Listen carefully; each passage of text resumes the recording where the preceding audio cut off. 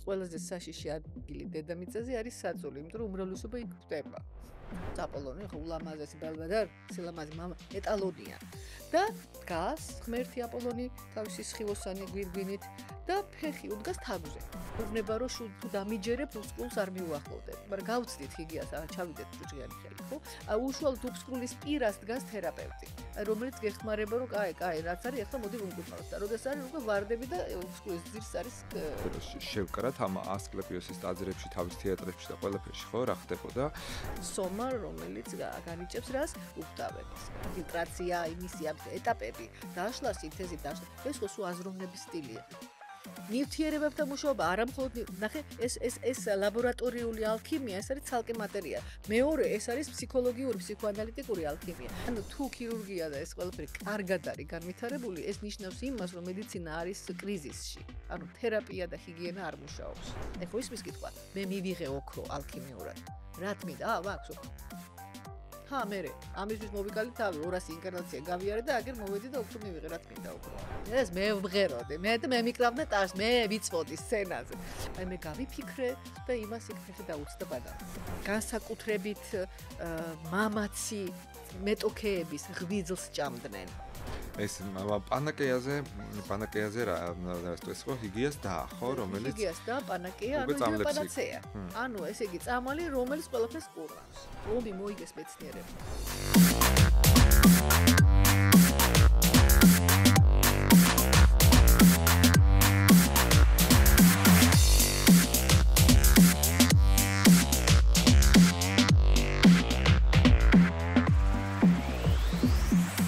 მოგესალმები, დღეს ვიწერთ ჯანსაღი დიალოგის მორიგე ეპიზოდს და გვაქვს განსაკუთრებულად საინტერესო ეპიზოდი, იმიტომ რომ დღეს ჩვენ უნდა ვისაუბროთ ჯანმრთელობის ღმერთებზე, უნდა ვისაუბროთ მითოლოგიაზე, უნდა ვისაუბროთ ალქიმიაზე, უნდა ვისაუბროთ მედიცინის საწყის ნარატივებზე.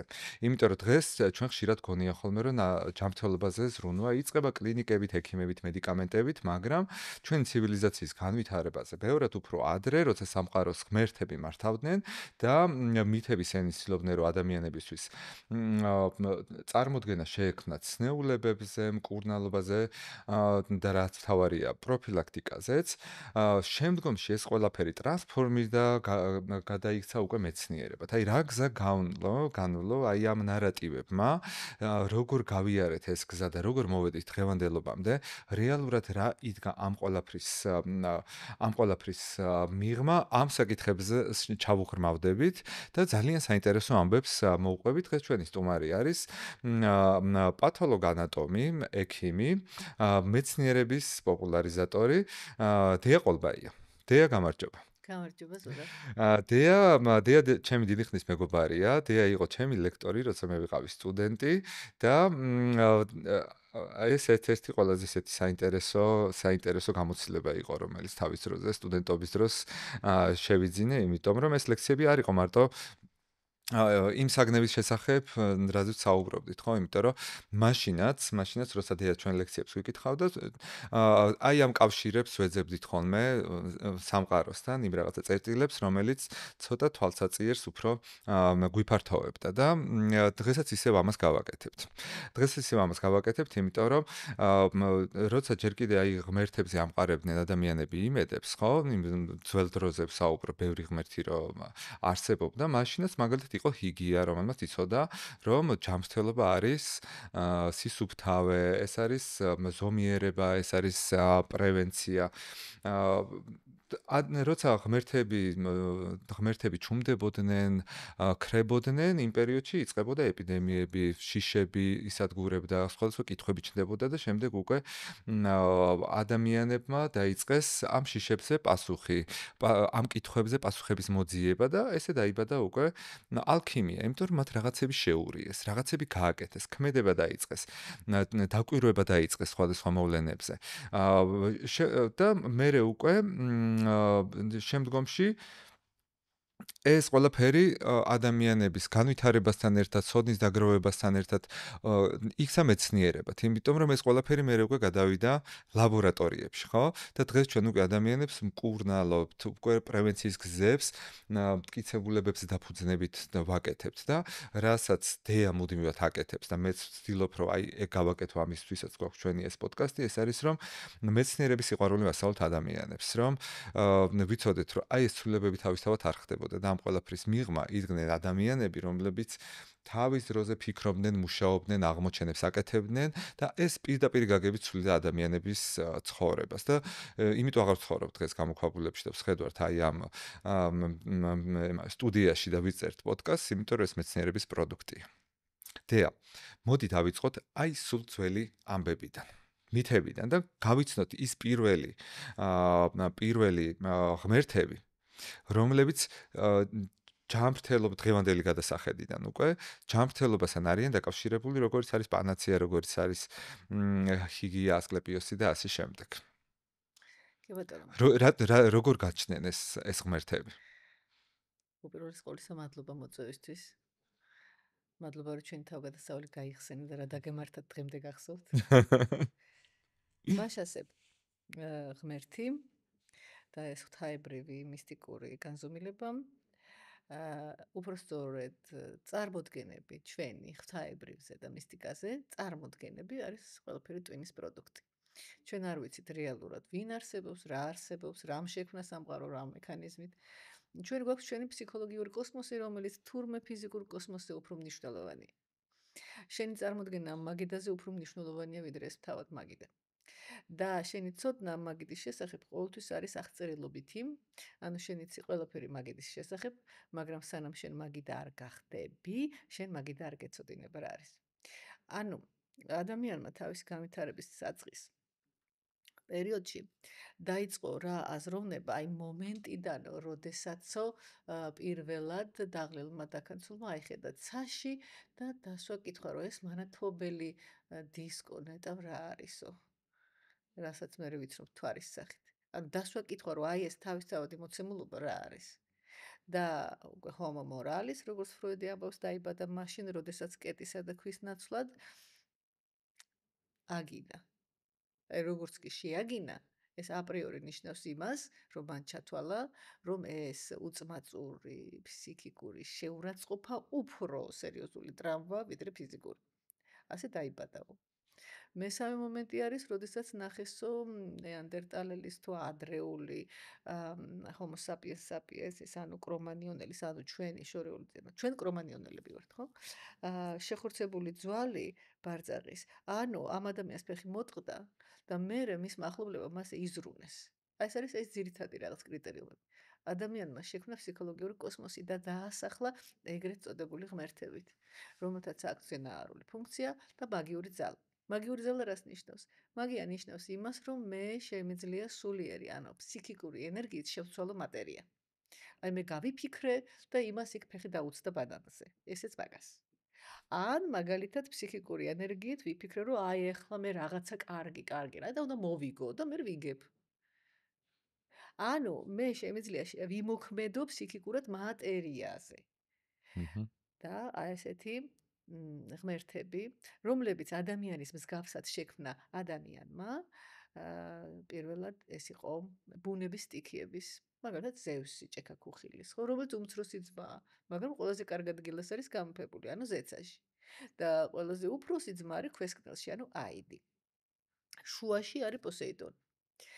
ეს უმცროსი ძმა გამეფდა, იმიტომ რომ უმცროსმა გადაარჩინა ყველა ის უფროსი, რომელიც მამამ გადაყლაპა იმის შიშით, რომ შვილი მას ტახტიდან ჩამოაგდებდა, ხო? ანუ მამათა და შვილთა ბრძოლა. ნახეთ, აი ეს ზიუს არის სანსკრიტული წარმომავლობის, სხვათა შორის მისი ბერძნული დანგა რომაულში კორელანტი ზევსის არის იუპიტერი და სანსკრიტული ფუძე აქვს ამ სიტყვას ჯიუსპიტას, ანუ ზეციური მამა. ანუ ყველაფერი იწყება მამით და დედა სადღაა. თუ მამა ეს არის აი ეს მთელი იდეა, ჩანაფიქრი და ენერგია, დედა არის მატერია. დაკიდამლის მაცი, დედა, მატერია. აი ამ ცისა და მიწის ქორწინებით, ანუ ურანოსის და გეას ქორწინებით, იშვება პრაქტიკულად ყველაფერი ცოცხალი. აი მაგალითად მათ შორის მუზები. ხო? რომლის წინამძღოლიც არის მუსაგიდი აპოლონი, ანუ მზის ღმერთი. და სწორედ აპოლონის შვილი არის ასკლეპიუსი. ასკლეპიუსი ანუ მედიცინის ღმერთი, რომელსაც ხელთ უყრია კვერთხი და ამ კვერთხზე დახვეულია ორი გველი. აჰა. ეს ორი გველი მედიცინის სიმბოლოდ იქცა დაახლოებით მე-18-მე-19 საუკუნეში, მაგრამ მანამდე ყოველთვის ქვეტექსტი იყო. ასკლეპიუსის ტაძარი იყო რამდენიმე სართულის წარმოდგენილი და ძირითადი სამკურნალო ნაწილი, ანუ კლინიკა. კლინიკა ეს არის თარგმანში სარეცელი, საწოლი. აი რამდენი წოლითი დღე იყო, აი რამდენი წოლითი ადგილი გვაქვს კლინიკა და რატო? იმიტომ რომ წერს. საწოლფონდი. ხო და როგორც მარკ ტვენი ამბობდა, ყველაზე საშიში ადგილი დედამიწაზე არის საწოლი, იმიტომ რომ უმრავლესობა იქ კვდება. ანუ საწოლი არის საშიში. და აი ეს კლინიკური ნაწილი, სადაც პაციენტები იწვნენ, იყო მიწის ქვეშ. ანუ საუბარია რაღაც ქტონიურ, ანუ მიწასთან შეჭიდულ, არა იმიტომ რომ მიწას აჩვევდნენ, არამედ იმიტომ რომ იქ ხდებოდა რაღაცა და ხდებოდა შემდეგი რომ ეს პაციენტები წვანან აქა და აქ ესე იგი ეძლევათ დირექტივა. რა უნდა გააკეთო? რომ თქვენ უნდა ეხლა დაიძინოთ, ეხლა ტაძრული გარემოა, უნდა დაიძინოთ და თქვენ სიზმარში ნახავთ ასკლეპიუსს, რომელიც შენ სიზმარში გეტყვის რა უნდა გააკეთო რომ განიგურდო. ან პირდაპირ ისეთ რაღაცას მოიმოქმედებს, რომ შენ გაიღვიძებ გამოჯამრთელებული. პარალელურ რეჟიმში აქ უშვებდნენ არაშხამიან გველებს და ეს გველები დასრიალებდნენ ასე. ანუ რა იყო? გარკვეულად ეს იყო აი ტაქტილური შეხება, შოკოთერაპია, რაღაც სხვა განზომილებაში, ანუ ფსიქოლოგიური ზემოქმედება იყო.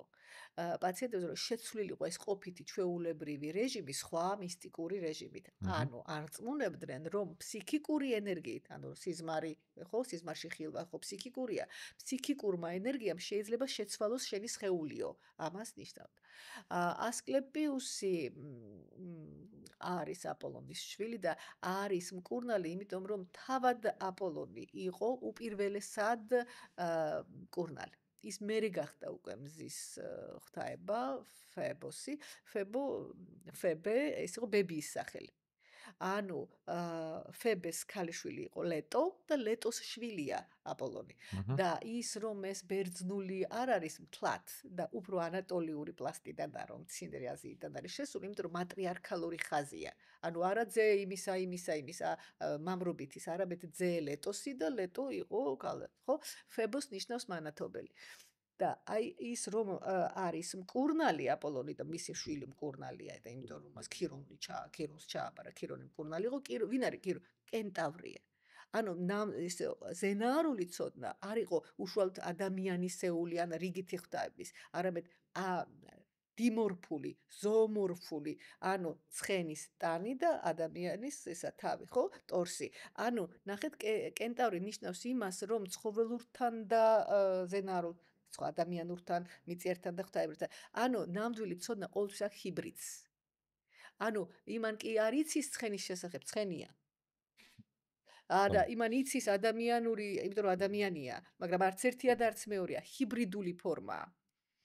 და აი ეს ალქიმიის საწყისი, რაც გვაქვს ჩვენ, აი ჰიბრიდული, ანუ ორივე ნაწილია, რომელიც შენ რომ შეისწავლო, უნდა დაშალო.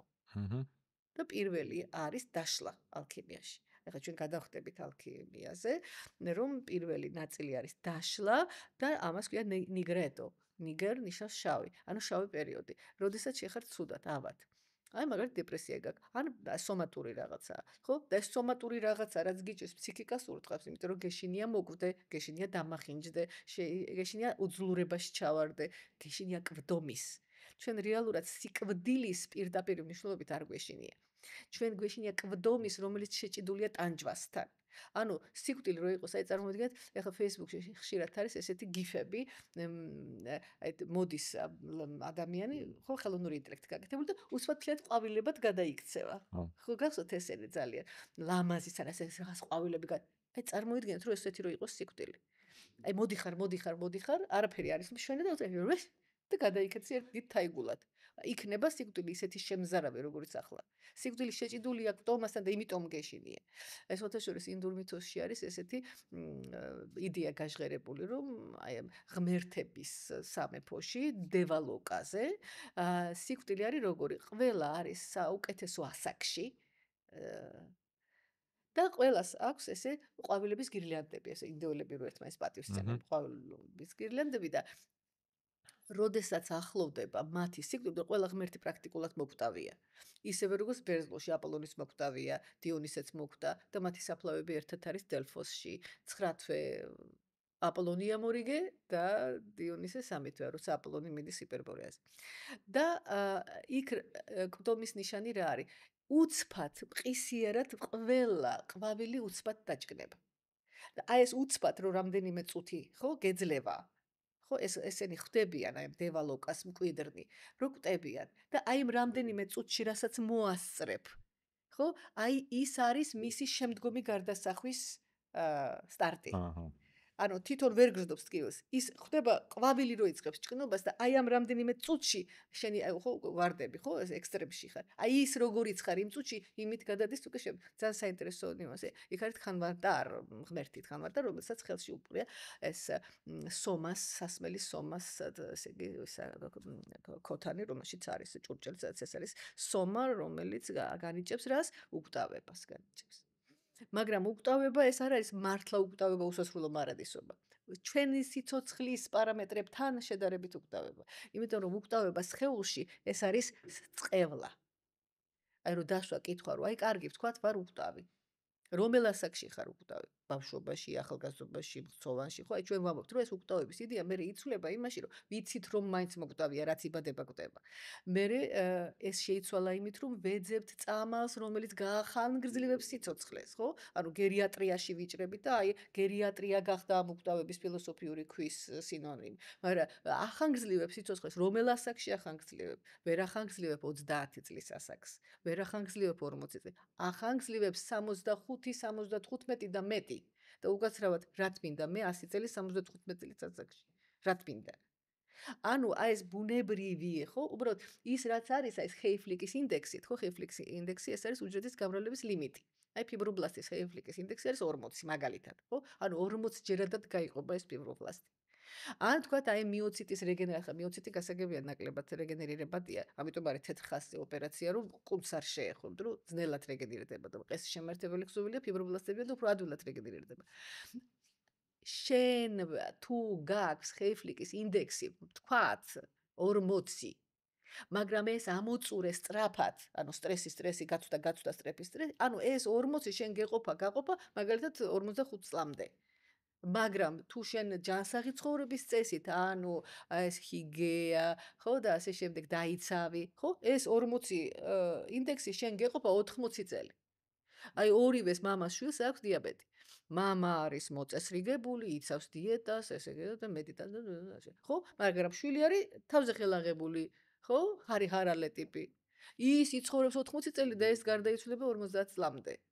ანუ მთავარი ის არ არის შენ გენეტიკურად რა, არამედ ეპიგენეტიკური მართვა და ეპიგენეტიკა ნიშნავს რა ეპიზევითნი, ხო? ანუ ზედამხედველობა გენების, რითი გარემოთი ხასიათი და ასე შემდეგ. ანუ იმ გარემო ფაქტორებით, რომლებიც აქტიურდება ის გენები, რომლებიც მერე აი ამ რაღაცა ცვლილებებს იწვევს ორგანიზმში. ქსოვილების განახლებას, ხო? დაბერება რა არის? თქვათ აი ბავშვობა ეს არის გამრავლდა 100 უჯრედი და მოკვდა 20. ანუ ნამატი გაქვს. მერე ჩვენთან უკვე არის თქვათ 100 მოკვდა, 100 გაჩნდა და იგივე, მაგრამ როგორც ეს 100 არ არის, როგორც მეტი კვდება. აი თქვათ მოკვდა 120 გაჩნდა 100. მერე გავიდა დრო და დაიღუპა 100 უჯრედი და გაჩნდა 30 უჯრედი. და როდესაც აი ეს კრიტიკულ წერტილამდე მივა, რომ უკვე 100 უჯრედი მოკვდა და 29 გახდა, ორგანიზმი კვდება. აი ის კრიტიკული წერტილი რეგენერაციასა და ესე იგი აპოპტოზს შორის რაც არის. ამრიგად ესე იგი შვილი. ხო, აი ამ ტაძარში, ესე იგი ასკლეპიოსის ტაძარში მსახურობენ შვილები.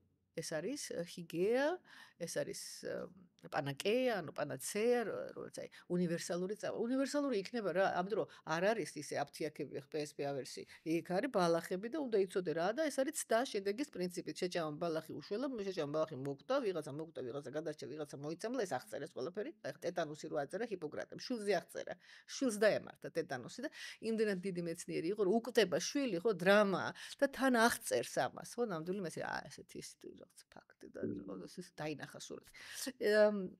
ჰიგეა გეუბნება, რომ ჰიგიენა დგას, აი წარმოიდგინეთ ესეთი ველია და ამის იქით უფსკრულია. აი აქ უფსკრულამდე დგას ჰიგეა. წინ. ანუ გეუბნება, რომ თუ დამიჯერებ უფსკრულს არ მიუახლოვდებ. მაგრამ გავცდით ჰიგეას, ჩავიდეთ ჯუჭყიანი ხელი, ხო? უშუალოდ უფსკრულის პირას დგას თერაპევტი, რომელიც გეხმარება, რომ კაი, რაც არის, ახლა მოდი ვუმკურნალოთ და როდესაც არის უკვე ვარდები და უფსკრულის ძირს არის ქირურგი და ტრავმატოლოგი. ანუ თუ ქირურგია და ეს ყველაფერი კარგად არის განვითარებული, ეს ნიშნავს იმას, რომ მედიცინა არის კრიზისში. ანუ თერაპია და ჰიგიენა არ მუშაობს. ხო? ანუ ესენი იყო რეალურად იმ პერიოდის აი სასკლეპიოსის ტაძარში რაც ხდება, ხო? განყოფილება, თერაპიული განყოფილება, იმის პრევენციის განყოფილება, ქირურგიული განყოფილება, თერაპიული, უბრალოდ ეს იყო მაგიის რანგში აყვანილი. მაგიის რანგში და ერთგვარი ილუზორული სისტემა იყო, ხო? აი მისტიფიცირებული უფრო იყო, ხო? და აი ეს რო აღწერენ, რომ აი მე ასკლეპიუსი ვნახე, ეს არის შთაგონება, რაც უფრო შთაგონებადია პაციენტი, მით უფრო ადვილია მისი მართვა და რაც უფრო ურწმუნოთომა, უფრო რთულია მართვა. ხო, ეხლა რა არის კიდევ, იცით, საინტერესო, რომ აი ეს ძველი წარმოდგენები რომელიც იყო დიფუზური. ეს იყო საბერძნეთში, მე რომში, ხო? აი მანამდე იყო ეგვიპტესთან კავშირი, იმიტომ რომ ვიცით, რომ პლატონი იყო პითაგორული სკოლის პრაქტიკულად შეგირდი და ეს პითაგორული სკოლა იყო ეგვიპტურ მისტერიებთან დაკავშირებული. ნელ-ნელა ეს იძენს, იცით, როგორ რელიგიის რანგში რომ არის აყვანილი. იმას, რომ მე საფუძვლად ედება რა აი ამ ალქიმიურ პლას ჩვენ მივიღეთ ფსიქოანალიზი. ჩვენ მივიღეთ არამხოლოდ ის რომ თურმე სხეულს სჭირდება, ხო, მარტო ანტიბიოტიკით გიოლ გამოყუჩებელი. თურმე ფსიქოსომატურად შეცვლილ სხეულს სხეულზე მომქმედი წამლებით ვერ, ხო? ამრიგად ალქიმიაში ჩვენ პირველი საფეხური გვაქვს ნიგრედო არ უნგრევა. აი დაინგრა სხეული, ეს არის ინფექცია, ეს არის ანთება, ეს არის ფსიქიკური ტრავმა. ანუ შენ ჯერ უნდა დაიშალო. აი როდესაც ჩამოდგება ეს სულის დიდი ღამე, რომ აღმოაჩენ, რომ თურმე რაღაცა ვერ არის კარგად. აი სახლიც მაქვს, მანქანაც მაქვს, ესეც მაქვს, ისეც მაქვს, ცუდად თავარ. ეს უკვე ნიშნავს იმას, რომ რაღაც არასწორად ცხოვრობ. და აი ეს შავი პერიოდი გრევის ეგ უკვე ანუ ალქიმიის განვითარების ალქიმიის პირველი სტადია, ხო? ნიგრედო, ანუ შავი, მის სიმბოლოა ყორანი და აი უშველებელი სიკვდილი და სიკვდილის ესთეტიკა შემოდის და აი ჩონჩხები ვარდით და მთელი ამბები ეს ტატუები, ჩონჩხი ეს მანამდე უფრო ისეთი არის. მანამდე უფრო ჩვეულებრივი ხარ. აი სანამ ეს ნიგრედო დადგება, ხო? შეხარ ჩვეულებრივი მუშაობ, მიდიხარ, მოდიხარ, ბავშვები იქა, სწავლა, ბაღი, სკოლა, ხო? ეს ხო? ქორწილის ვალები ხო და გაისტუმრო ეს ქორწილი რო გადაიხადე. ანუ ყოფა ხო წამოვა, მე მოვა შუქი გაზი ესა, ხო? ეს ხო. მე ამოვარდები აღმოაჩენ რომ რაღაცა ვერ არის კარგად. ვარდები დეპრესიაში, აი შუახნის კრიზისი მაგალითად, ხო? და აი ეს დაშლის პროცესი, როდესაც უკვე გაძვალტყებული ხარ სულიერად, ხო? ვერ დგები, არაფერი არ გაინტერესებს და შემდეგ. და აი ამ დროს იწყება რაღაცა საოცარი და უცნაური დამთხევები იწყება. აი რაღაცა ან მოისმენ რაღაცას, ან წაიკითხავ რაღაცას, ან ვიღაცა შეგხვდება, რაღაცა მეტამორფოზი მოხდება, ხო? და იწყებ ნელ-ნელა გამოსვლა სხვა შორის ამ სტადიის სიმბოლო არის აი სულთლიანად გაძვალტყებული უხორცო ჩონჩხი, რომელსაც ასე გახარებულია, ფეხები აქვს მიწის ქვეშ, ტანი მიწისზე და თავი აქვს ღრუბლებში. და ესე იგი ყორანი რომელიც ადრე ხელებზე ეჯდა, იმიტომ რომ წრეში ჩაკეტული ვერ იძრო და ეხლა ეს ხელში უჭირავს, ანუ ერთელი სევდა და დრამა კი აღარ მართავს, თვითონ უჭირავს.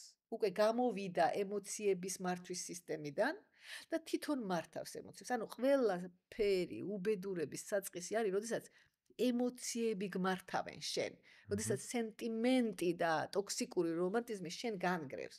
მე ეს როგორც კი ხორცს გაცდება, ანუ უკვე მარტო ძვლებია და იმიტომ უხარია რომ ხორციელი ვნება დასრულდა, მე უკვე იწყება ალბედო, ანუ თეთრი, ანუ იღებ უკვე სხვა ცოდნას.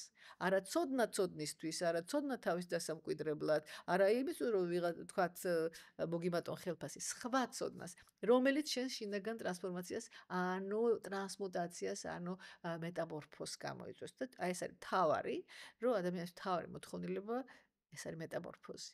ეს არის გარდასახვა. აი რატომ უყვართ თქვათ ფილმები, რატომ უნდა რომ აი მსახიობი მინდა გამოვიდე და ყველა ჩვენთაგანი არტისტი ახლა შენ ასრულებ როლს, აი ხა ზურა რომელსაც პოდკასტი მიყავს და დია ახლა ბჟუტურობს და ასრულებს როლს ამ ბჟუტუროლოგის. რატო ეს ჩვენი გარდასახვაა. ჩვენ აი მე ასე ვარ ახლა თქვა და არა, შენ ასე ხარ, არა, ჩვენ ხო სხვანაირები ვართ, ხომ გახსოვს? ანუ ჩვენ ვთამაშობთ როლს. და ეს როლი, დედა, შვილი, მამა და ასე შემდეგ, ეს როლები, ეს პერსონები, ხო? თუ გახდა შენი ნამდვილი რაობის ჩამნაცვლებელი ავად ხდები. ანუ თუ ხდება პერსონიფიკაცია, შენი გაიგივება პერსონასთან. შენ თუ დაიჯერე რომ ეს შენ ხარ. ანუ შენ როლში შეხვედი და ვერ გამოხვედი ამადა ხარ. მეფე ლირი ხარ და ვერ გამოდიხარ, ხო ხარ დასაბმელი გიჟი. ანუ შენ თუ გაიგივე თავი სოციალურ როლებთან ხდები ავად. ანუ აი ეს ალბედოს შემთხვევაში შენ უკვე გამოდიხარ აი ამ ობივატელური აი ამ ფსევდოცოდნიდან და ნამდვილი ცოდნის გარდასახვის ეტაპი გეწყება და შენ ყვავიდან ხო გადატოვებ აი ამ ყვავს და გადადიხარ და ხდები გედი. მაგრამ აქ ერთი საშიშროება, როდესაც ახალი ცოდნა მიიღე, ახალ წრეში, ახალ განზომილებაში, ახალ ვიბრაციაში გადახვედი, მეორე საშიშროება რა არის? ამ ახალ ცოდნაში ძველი ხასიათით რჩები, ძველი ხასიათით თუ რჩები ამ ახალს გამოიყენებ იგივე მოდელით და დაბრუნდები ნიგრედოში. ანუ შენ თუ ხასიათი არ შეგეცვალა, აზრი არა აქვს ალბედოს. ალბედო ნიშნავს თეთრი, ალბუს, ალბიუმ, თეთრი. ანუ ეს ემსახურება არა იმას, რომ შენ უბრალოდ ახალი ცოდნა, არამედ ამ ახალი ცოდნიდან ახალი თვალებით გამოიხედო. აი როგორც კი ამას შესძლებ, აი ეს ჩაკეტვა, გადადის, ირღვევა ეს და გადადიხარ ახალ საფეხურზე, რომელსაც ქვია ყვითელი ანუ ციტრინით, ასე უკვე ოქროს აღმოაჩენ. არა კეთილშობილიდან, ანუ ცხოველურიდან გახდი ნამდვილი ადამიანიო. აი მაგალითად აი ეს საქციელი როგორ ჩაიდინა ახლა აი ამ ადამიანმა. აი იძალა და საკუთარი ოჯახის წევრზე ახლა რომ მესმის მაგალითად რა გავიგონა ჩემაყურება. ბაბუა ძალადობდაო შვილიშვილზეო. ბიძა ძალადობდაო ძმისშვილზე თუ დისშვილზეო. ეს ხო აბსოლუტურად აი გაუგებარია, როგორ არ გვესმის. მაგრამ ბუნებრივია? კი და არა. ბუნებრივია ცხოველური ნაწილისთვის. უამრავი ცხოველია, რომელიც თავის ნაშიერზე ძალადობს, მაგრამ არაბუნებრივია ადამიანური საწყისისთვის. აი ეს პრეფრონტალური, ხო, ზონა, აი რაც არის ჩვენი ძირითადი ცენზორი, ხო, ეს შუბლის წილი, პრეფრონტალური ზონა. თავარი ნაწილი რომელია, ეს არის დორსოლატერალური, ეს ნაწილი, აი აქეთა და ესე იგი ვენტრომედიალური შიგნით. აი ესე იგი ეგო, სუპერეგო. ანუ შეიძლება არ შეიძლება. მინდა, მაგრამ არ შეიძლება. ხო? შეიძლება გაუველოს აზრი დაუშვებელი, მაგრამ გააკონტროლოს არ შეიძლება. მაგრამ თუ ეს ნაწილი დაზიანებულია, ვეღარ აკონტროლებს. აი, როდესაც არის ციტრინიტას, აი ეს ცხოველური შენი ბიოლოგიური წარსული, რაც ბიოლოგიიდან წამოიღე, მთლიანად გარდაიქმნება და რჩები ადამიანური ნაწილი, რომელშიც არის პოტენცია ახალი ზეადამიანურისკენ. ანუ ადამიანი არისო ხიდი ცხოველსა და ზეადამიანს შორისო. და აი ეს ჰიბრიდული, აი როგორც კენტავრი არის გარდამავალი ცხოველიდან ადამიანში, ხო? აი როგორც ქალთევზა არის თევზიდან ადამიანში, აი როგორც არის თქვა ეს ესენი რო არის ფრინველებით ქალის თავით, ეს სირენები და ასე შემდეგ და ფრინველის ტანით, სფინქსი, ეს სულ არის ჰიბრიდული ფორმები. არც ერთი მათგანი ბუნებაში არ არსებობს. ეს სულ ფსიქოლოგიური კოსმოსია. არ არის ზევსი და ის რა ქვია, ჯუპიტერი და აფროდიტა და აპოლონი და ასკლეპიუსი არ არსებობს. ეს არის ჩვენი იდეების, ჩვენი წარმოდგენების პერსონიფიკაცია და ყველა ეს ღმერთი არის. ზუსტად ისეთი, როგორც მისი მომგონი იყო. ეწეოდა შივა, იმიტომ რომ ვინც ეწეოდა იმან მოიფიქრა. სვამდა დიონისე, იმიტომ რომ ყველა სვამდა. ხო, ფსიქოთერაპიული ისინიც არიან, პროტოტიპებია და აი ეს, ხო, ანუ ზედდება ვერაფერს ვერ მოიფიქრებ, ისეც რაც შეგშიგნით არ არის. არაფერი გარეთ არ არის, ის რაც არის შიგნით, რაც ზევით ის ქვევით და ჰერმესი და ჰაიჰოი.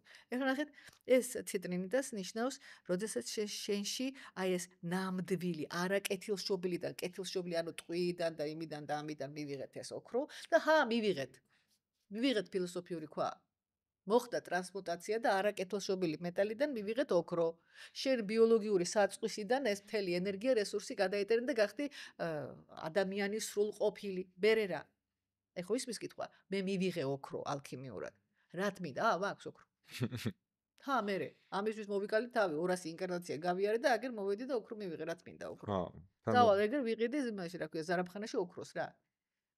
ეს ოქრო, რომელიც ასე არისო მიღებულიო. აი ამ წიაღსულებით არის. არა ის რომ მიწიდან ამოვიღეთ, გეადან ამოღებული კი არა. მიწა ეს არის მატერია, მთელი თავის პლუს მინუსებით, თავის ხორციელით და ასე შემდეგ. მიწიდან ამოღებული ოქრო არ არისო საკრალური. აი ამ ფილოსოფიური სულიერი ტრანსფორმაციებით, ინტელექტუალურით მიღებული ოქრო არისო, რომლიდანაც აკეთებ თას, რომელშიც ასხავ სუფთა წყალს, სასურველია კასტილიიდან. სვამ და ხდები უგდავი. ანუ ეს ოქრო გჭირდება რომ თასი გააკეთო, ჭურჭელი. რომელშიც სუფთა ანკარა წყალი იქცევა სიცოცხლის წყლადო. ანუ ეს წყალი მოედინებაო. მაგრამ რაც არ უნდა დალიო, არა, არაფერს არ ჟვება. ის წყალი ხდება უკტავების წყალი იმ თასში ოქროსი, რომელიც შენ გააკეთე აი ამ ტრანსპლანტაციების შედეგად. ანუ ეს წყალი ყველგან არის. თასი არა გაქვს. და ეს თასი უნდა იყოს ოქროსი, რომელიც შენ ალქიმიურად მიიღეო. შინაგანი მეტაბოლიზმი. ეგეც მაგიური საბურველი მნიშვნელობა ეს არის აი ამ ფილოსოფიური ქვის. და როგორც კი შენ ამასო დაალევო უკვე გადადიხარ რუბედოში, ანუ წითელი. ახლა როგორია ეს რუბედო? დაიბადა პრინციო. ანუ ეს დალია, ეს ახლა კულტურის რაღაც თავის სიმბოლიკებით არის, ახლა დიდი ის არის კოლბა, ახლა დიდი პეტრის ფინჯანი. ანუ მთელი ეს ლაბორატორიული აღჭურვილობა სულ ალქიმიკოსების მოგონილია. პირველი ვაქცინაცია არაბი ალქიმიკოსების მიგნებაა. თაბაშირი აღარ მახსოვს იბნ ვიღაცა, აი რომელმაც თაბაშირი და ეს ყველაფერი. აი ამ რუბედოში, რო ეს რო დავლიეთ და მთელი ამბები და დაიბადა წითელ მოსასხამიანი პრინცი. როგორია ეს პრინცი? ანდროგინია. დედრობითი და მამრობითი საწყისი ერთად. გამთლიანი, ეს არ ნიშნავს იმას, რომ ჰერმაფროდიტი არის მიზანი საბოლოო. არა.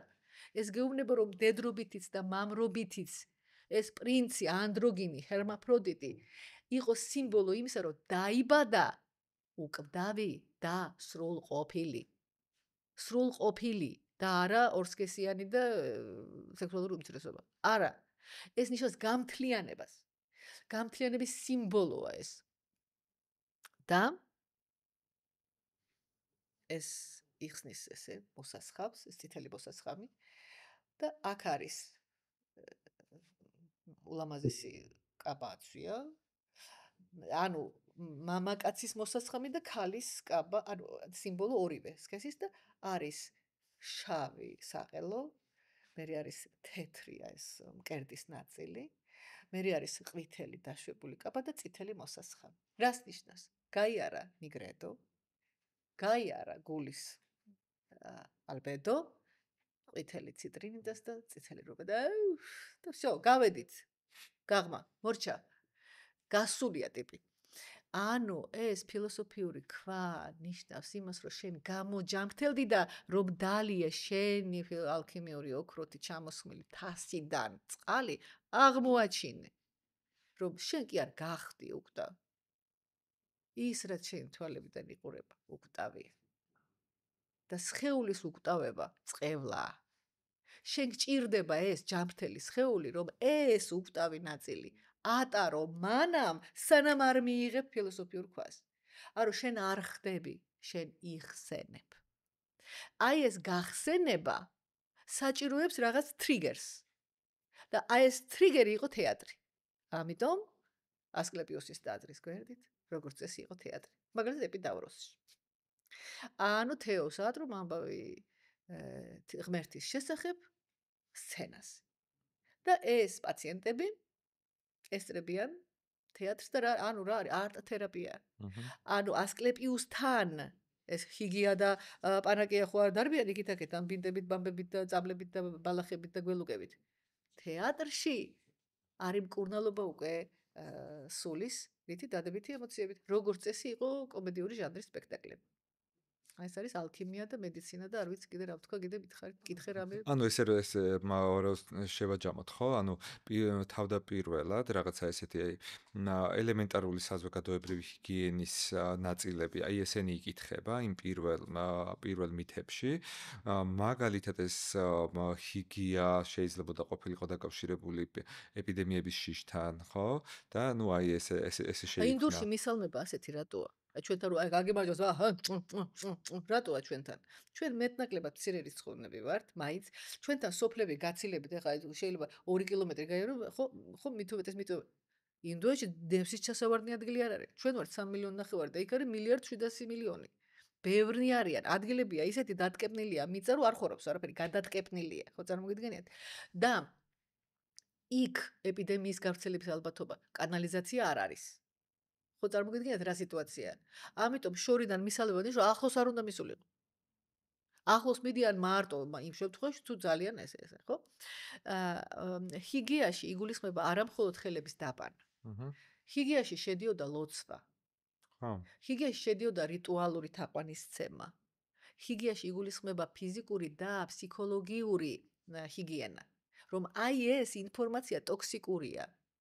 და რა იყო ახსარება, რა იყო ზიხარ, ეს დანთებულია ეს სურნელოვანი ჩხირი, ეს ანუ ნახეთ ეს ეს რა ქვია იმას ბოსფელია ეს სცენარი საი რომლის ფისიც არის ჩვენს ეკლესიებში სურნელი რომ არის ხო ნახეთ რომ მომხდარიყო ჰაერის დეტოქსიკაცია დრო ბაქტერიოციდული მოქმედება ჰქონდათ ამ კვამლის აი ამ შემადგენელ ნივთიერებებს უპირველეს ყოვლისა ახსარება ემსახურებოდა მოყოლას და ეს უნდა მოეყოლა ბევრჯერ და რაც უფრო ბევრჯერ ყვები ერთი და იგივე სიუჟეტს რა ეს დამემართა ყვები სანამ არ გაგეცინებ ანუ აი ეს რეფლექსური რკალი გაცდება აი როგორც სიმღერა ძალიან რომ მოგწონს და 500 ჯერ რომ მოусმენ და მე ატანა რომ აღარა გაქვს ხო ასე დამემართა ზოგადად ჰოტელ კალიფორნიაზე იგლზე ხო ბავშვობიდან მოусმინე 200,000 ჯერ და ეხლა პირველივე აკორდეს ეს გიტარის პირველივე აკორდეს და მოვანძღვალებს ასე იმიტომ რომ აღარ შემეძლია მოусმინე იმიტომ რომ გაცვდა ეს რეფლექსური რკალი შენ იმდენჯერ უნდა მოყვე უბრალოდ უნდა გყავდეს ისეთი საცუდავი მეგობარი რომელსაც უყვები ამას რომ ეს ცვდება და მე უკვე აი ეს ფილოსოფიური ქვა და მთელი ამბები შე რო გაიარე მოყოლა აღარ გჭირდება ეს აღარ არის საპატიებელი არაფერი შენ ეჩვევი იმას რომ იგებ ხო ეს არის აი თეატრის აუცილებლობა როდესაც შენ იღებ კითხვებზე პასუხს ღმერთების დრამიდან ანუ ეს იყო რიტუალიც, ეს იყო თერაპიაც, ეს იყო სოციალური მოვალეობაც. აი ყველაფერი იმაში ერთიანდებოდა და ეხლა რო ესე რომ შევკრათ ამ ასკლეპიოსის ტაძრებში, თავის თეატრებში და ყველაფერში ხო რა ხდებოდა? მკურნალობა მოიცავდა კვებასაც, ანუ ეს თვითონ დიეტასაც. მარხვას დიეტას ერქვა მარხვა. კი ბატონო, ეს იყო მუსიკაც იყო, მედიტაციაც იყო. ნუ ეს რაღაც ეს ნაწილი წაღარაზე საუბრობდი რომ და მუსიკა იყო ბოდიში არა მხოლოდ ის რომ მომხმარებლები ასწავლიდნენ. ანუ ერთია როცა შენ ისმენ და მე ამას რო ისმენ, ხო მოგწონს და აუ მეც მინდა. ხო, ჩემი საყვარელი მომღერლები რომ უსმენ ხო ახლა შირლი ბესი მიყვარს ძალიან რომ გამოდი და ის კი არ მღერებს, მე ამღერი ვარ. ნინო ქათაბაძე რო იყო ჩემთან სტუმრად. ვამაყობ. მე ეს პირდაპირ ნინო მე თქვენ კი არ რომ უსმენდი თქვენ. თქვენ კი არ მღეროთ. ეს მე ვმღეროდი. მე მიკრავდა ტას, მე ვიცვოდი სცენაზე. ანუ მე იმიტაციას ვახდენ. აი როგორც კი შენ ეგ იგივე წაღარაზე საუბრობდით. ხო, ანუ ეს თვითონ ასწავლიდნენ. ნახეთ, აი ეს პაციენტი რო აუ ეს ფლეიტა რა მაგარია, აი ეს სეკირა რა კარგია, ეს რაღაც იწყებდა რა мотиваცია ეძლევა. როგორც კი შენ შემოქმედებით ნაკადში ვარდები იწყება განკურნება. აბატყოფობა არის შემოქმედებითი კრიზისის გამოვლენა. ჩვენ არ ვსაუბრობთ იმაზე, დრამატულ სიტუაციებზე, როდესაც მუტაცია მოხდა. აი, რადიაცია მოხდა, რაღაცა უბედურება მოხდა და ეს ჯანღონით სავსე, აი, რო აკეთებს და ბუნქ, აი, როგორც შეასკდება ჩიტი იმას, რა ქვია, კედელს და დიაგნოზის საშინე. ამაზე არ ვლაპარაკობთ. იქ თავისი დრამებია ბიოქიმიური, ხო? აი, ეს მომენტი, რო ჰიგიენა უპირველეს ყოვლისა ეხება ფსიქოლოგიურ ჰიგიენას. რომ აი ამ ინფორმაციაზე წამოგება არ შეიძლება. შენ თუ წამოეგე, კაი, წამოეგე ბატონო. უნდა დაფიქრდე, რატო წამოვეგე ამას. არ აქვს მნიშვნელობა ეს. ეს იქნება თამაში, ეს იქნება სექსი, ეს იქნება ორიენტაცია, ეს იქნება პოლიტიკა, ეს იქნება არ აქვს მნიშვნელობა. წამოგება, როგორც კი შენ გრძნობ, რომ წამომაგო, იწყებ თვით ჩაღრმავებას. რა არის ეს? აი ის რაც ეხლა წამოეგო ჩემში. ეს ვინ არის? და აღმოჩნდა რომ შენ არ ხარ. ეს არის შენი ემოცია, შენი ვნება, შენი დამოკიდებულება მძაფრი შეგრძნებებისადმი. შენ ცხოვრობა ამ სხეულში, მაგრამ არა ხარ სხეული. ეს მოსაზრებაა. რა ვართ არ ვიცით. მაგრამ ეს მოსაზრება მომწონს და იმიტომ ვახდენ პედალირებას. კი ბატონო. მოკლედ, აი ეს მთელი ეს ამ მითოლოგიაში განხილული მთელი ეს ამბავი, ამ ყველაფრის ეს იყო რეალურად ცხოვრების წესი, ხო? და ამას ედო საფუძვლებით ეს ეპიდემიების შიში, კურნალობის მეთოდების, აი უნარების მაძიებლობა ედო საფუძვლად. კი, აი იმიტომ რომ ბოდიში, მაშინ აი დერეცოდნა არ ეპიდემიების ქონდა. შიშზეა, მაგალითად ერთი ესეთი ის არის ტრადიცია აპოლონის გამოხატვის, როგორ გამოხატავდნენ აპოლონს, აპოლონი ხო ულამაზესი ბელვედარ, სილამაზი მამა, ეტალონია. და დგას ღმერთი აპოლონი თავისი სხივოსანი გვირგვინით და ფეხი უდგას თაგვზე. მეორე მისი ეს ერთ-ერთი ეპიკლეზა მისი არის ეპიკლეზა ზედმეტსახელი. თაგვების ბრძანებელი. რატომ? იმიტომ რომ თაგვები იყვნენ ინფექციის ძირითადი გამავრცელებლები. და თუ ბევრი თაგვი, ესე იგი, ჩავიჭირი ხო? მაგალითად. ხო? ანუ აი ეს და თუ ბევრი თაგვი გამრავლდა, ნიშნავს რომ აპოლონმა გაუშვა თაგვები. და აი ეს ნიშნავს რომ რისხვაშია აპოლონი. და თუ ბევრი ცოტაა თაგვები, ესე იგი აპოლონმა უთხრა არა. აპოლონი თაგვების მბრძანებელი. ერთ-ერთი ვერსია კიდე არის ის, რომ აპოლონმა ხომ მოკლა გველი პითონი დელფოსში. იყო ეს გველი თავისთვის დახვეული იყო, თავისთვის ეძინა, შეუვარდა ეს, არ დააყენა საშველი, მოჭრა თავი, მოკვეთა იგიტური, აქტური, ამის გამო მე ის დაისაჯა. 9 წელი იყო, არ ვიცით სად, სავარაუდოდ ქვესკდელში. და მიიღო, ნახეთ, ვინც მოკლა იმის თვისებები. ანუ მკვლელი, რომელიც მსხვერპლს კლავს, ქვეცნობიერ დონეზე იმ მსხვერპლის თვისებებს იღებს. აი, მაგალითად, აღმოსავლურ ტრადიციაში ჩინელები, იაპონელები, ინდოელები, ხო? ორთა ბრძოლაში, ხო, თანაბარი თანაბარს ხვდებოდა. აი, გმირი გმირს ხვდებოდა. რატო? იმიტომ რომ მე და შენ თუ ვარ თანაბარი და შენ გმირი ხარ და თან თუ ჩემზე მაგარი გმირი ხარ, მე ვიღწვი რომ შენამდე მოვაღწიო, რომ შენთან მქონდეს მე დაპირისპირება, რომ თუ მე შენ მოგკალი, ყველაფერი რაც შენ გაქვს ის ჩემში გადმოვა. წარმოდგენა იყო ასეთი. ან მაგალითად მონღოლები ბრძოლის მერე განსაკუთრებით მამაცი მეტოქეების ღვიძლს ჭამდნენ. გაფატრავდნენ და ღვიძლს ჭამდნენ, რომ ითვლებოდა რომ ღვიძლშია ეს საცოცხლო ენერგია, რომ ამ მამაცის ენერგიაც შემოსულიყო მასში. და აი ეს ხო პითონი რომ მოკლა, პითონის ეს წინასწარმეტყველების უნარი, იმას ის ქონდა, წინასწარმეტყველების უნარი ქონდა პითონს. გადმოვიდა აპოლონში. და ამ პითონის ძვლები მოათავსეს ესე იგი საკრალურ ადგილას, აქ მე გაშენდა ეს ტაძარი, რომელსაც ქვია დელფოსის ტაძარი, აპოლონის სახელობის და აქ სამკაბზე იჯდა პითია, ანუ პიფია, ანუ პითონის მსახური, რომელიც აპოლონმა დასვა იქ, აპოლონმა, ანუ ნახეთ, ვინც მოკლა, იმის სათაყვანებელი ტაძარი გააკეთა აპოლონმა. და აი ეს პითია საფეხზე რო იჯდა, წინასწარმეტყველებდა მომავალს. აპოლონი წინასწარმეტყველი იყო და ამბობდნენ, რომ აი თაგვები თუ მომრავლდა, ესე იგი ეპიდემია იქნება. აპოლონი ამბობს, თაგვები თუ მომრავლდა, ეპიდემია იქნება. მაგრამ წინასწარმეტყველება როგორია? რაციონალური. აი ესეთი იყო აპოლონი. კი ბატონო. აი ეს ტაძრები შეგვიძლია თუ არა განვიხილოთ როგორც არქეტიპები მომავალში დღევანდელობის კლინიკებთან. აი ეს არქეტიპი რო დაიკარგა, იმიტომ გახდა კლინიკა ის, რაც გახდა თავის მინუსებით. აი, როდესაც პაციენტი ამბობს, რომ ეს კონვეიერია. ამ ექიმებს არაფერი, აი, არც კი გისმენენ. რა ძალიან ხშირად ხო? გადახედავს ანალიზები, ჰემოგლობინი, ეცი, ეხოსკოპია, იქა, ესა, ტომოგრაფია და ასე შემდეგ და მორჩა, იმიტომ რომ იმ ექიმის მუშაობის რეჟიმია არასწორი. ხო? აი, იქ იყო რა, აი მაგალითად ყველაფერი. ის იყო ტაძარი. ხო, ყველაფერი. ის არ იყო, იქაც იყო რა ასაგროელი, ხა ტაძარში რო ბიზნესია და დახლებია და ასე შემდეგ, ხა თქვენი და ჩვენი მოწონებული, მაგრამ იყო ელემენტი საკრალურობის. აქ კლინიკაში საკრალურობა დაიკარგა. როდესაც ეს ყველაფერი არის გადათეთრებული, გადაპარსული კედლები, სადაც ახლა მაგალითად აი ფეშენ კლინიკები, იქ უკვე არის ელემენტები არტის. ნახე, მხატვრების ისინი კიდია, იქ სადღაც როიალი დგას, იქ ყვავილებით არის გაფორმებული. ეს რა არის, ტაძრის ელემენტებია. ყველგან იყო ყვავილი. ხო? იმის სახელობის ამის, იმიტომ რატო? იმიტომ რომ ეს იყო აფთიაქი. მოწყვიტავდა იმას, მოწყვიტავდა ამას და გააკეთა. ის ყვავილები უბრალოდ დეკორაცია არ იყო. აქ დეკორაცია. ის ნახატები, რაც ახლა კიდია, ხო? მაგალითად, ქართველი თანამედროვე მხატვრების, ძალიან კარგი. იქ ეს იყო ხატები. ის იქ იყო მედიტაციის ობიექტი. ის იყო ჰერმესი, ეს იყო აფროდიტე, ის იყო ეს. ანუ იქ სიუჟეტები იყო, არა უბრალოდ გალერეა. ხატის და ანუ მედიტაციის ფიქსაციის ფუნქცია ჰქონდა. და შესაბამისად დესაკრალიზაცია მოხდა. ეს უკვე შეჭიდულია აბრაამოვის ციკლის გავრცელებასთან, იმიტომ რომ ქრისტიანობასთან ერთად მთელი ეს რიტუალები და ტრადიციები არ გაუმიწესაგან პირისა, ხო? იმიტომ ეს იყო რელიგიის შემადგენელი.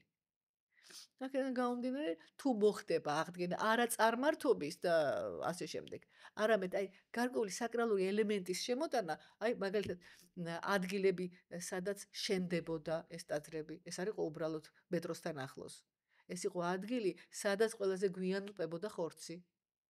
როგორც ერთხელ ბაღდადში ასე ერთ-ერთ დიდ არაბ ექიმს აღარ მახსოვს უზესა შეიძლება მეშლება იბნ ზაჰარია ასე ერქვა შეიძლება ვწდები და მას სულთანმა უთხრა რომ აი ნებისმიერი ადგილი ბაღდადში რაც გინდა შეერჩია იქ ავაშენებ საუკეთესო საავადმყოფოს და მან უთხრა რომ მომეცინ რაღაც 12 თუ რაღაცა ადგილი და ხორცის ნაჭერი და დაკიდა ამ სხვადასხვა უბანში ხეებზე ხორცის და დაუყენა მცველი რომ არავის მოეპარა და შემდგომ ორი კვირის მერე ჩამოიარა და საავადმყოფო ააშენა იქ, სადაც ყველაზე გვიან დალპა ხორცი.